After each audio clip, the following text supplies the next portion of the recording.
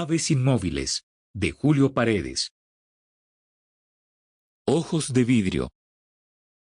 Puse el teléfono en silencio y esperé a que la llamada entrara a buzón.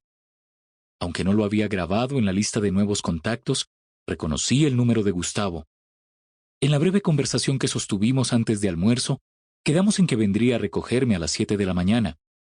Sin duda quería reconfirmar la hora, preguntar si me parecía bien, si no era muy temprano.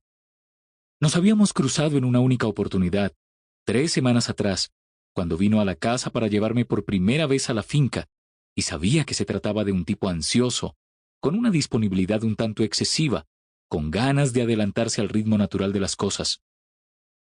El primer viaje se había truncado a mitad del recorrido. No habían transcurrido más de 2 horas después de salir de Bogotá, cuando la carretera quedó atascada. Permanecimos estacionados en mitad de una fila de automóviles, buses y camiones que se extendía a una velocidad inusitada por entre las curvas abajo. Era fin de semana de puente festivo, y se trataba de una de las vías más transitadas hacia el oriente de Bogotá. Según los primeros rumores, uno de los 3 puentes que cruzaban más adelante el río Negro había colapsado hacía un par de horas. Pasarían varias antes de recibir algún tipo de información, más o menos oficial. En principio, y después de las primeras especulaciones sobre un posible atentado con dinamita, Gustavo se enteró de que la verdadera causa había sido una falla estructural, algo con el material de los pilotes y las vigas de las bases. Todo parecía indicar que no habría paso en las próximas horas, incluso en un par de días, si la lluvia no arreciaba. Sin embargo, nadie alrededor pareció reaccionar a esas noticias, que se consolidaban como las más plausibles. Como sucedía con el panorama del país, la incredulidad era el principal material con el que se juzgaba la realidad inmediata. Entonces, a mitad de la tarde, y como salidos del simple borde de la montaña, se habían armado varios puestos de comida en distintos puntos de la carretera, y el trancón adquirió por un momento un aire festivo, como la reunión de una fraternidad en celebración de un rito. Gustavo apareció con 2 caldos de costilla y arepas. Mientras los tomábamos recostados contra la camioneta, comentó que conocía una ruta alterna, pero el inconveniente era que la distancia se multiplicaría por 3 y tampoco era una opción del todo segura.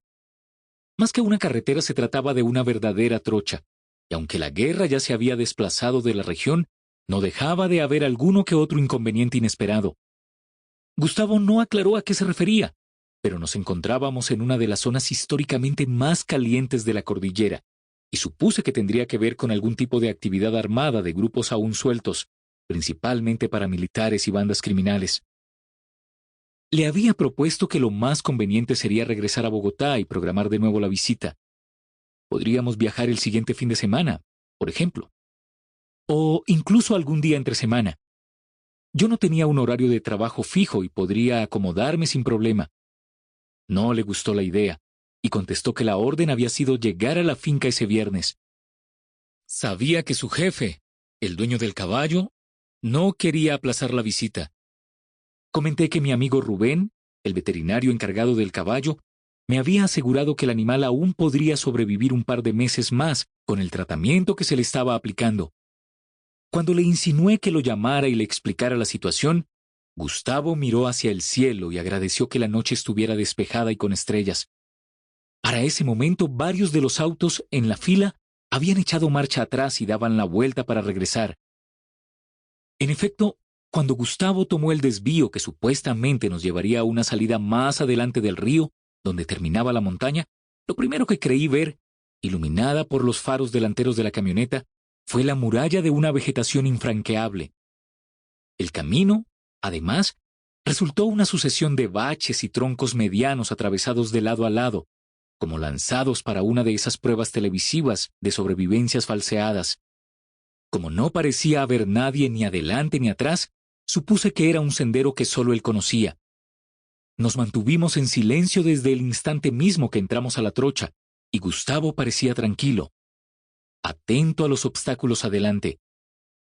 Igual, por alguna razón, entendí que lo natural era no levantar la voz, no compartir ningún comentario sobre nada, así todo el episodio me pareciera un completo disparate. Incluso... Sample complete. Ready to continue?